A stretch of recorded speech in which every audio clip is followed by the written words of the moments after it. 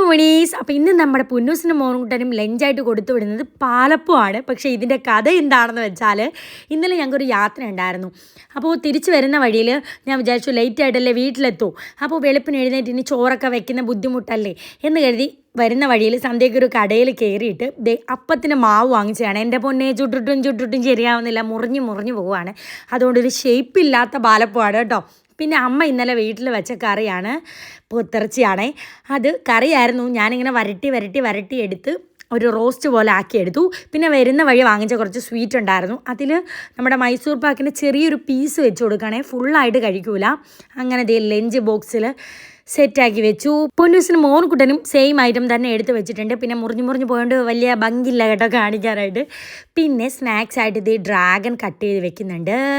കൂടെ കുറച്ച് ബദാമും കുറച്ച് അണ്ടിപ്പരിപ്പും കൂടെ മിക്സ് ചെയ്ത് അങ്ങോട്ട് ഇട്ട് കൊടുക്കുന്നുണ്ട്. എൻ്റെ പൊന്നെ, അപ്പോൾ വ്യാഴാഴ്ച വരെയുണ്ട് പൊന്നൂനും മോനുട്ടനും എക്സാം. അപ്പോൾ ലഞ്ച് ബാഗിൽ ടർക്കിയും ലഞ്ചും സ്നാക്സ് ബോക്സും ഒക്കെ എടുത്ത് സെറ്റാക്കി വെച്ചു. അപ്പോൾ ഇന്ന് ഇത്രയൊക്കെയുള്ള മുത്തുമണീസ്. മോനുകുട്ടൻ അവിടെ നിന്ന് പഠിക്കുകയാണ് കേട്ടോ. അപ്പോൾ ടാറ്റാ.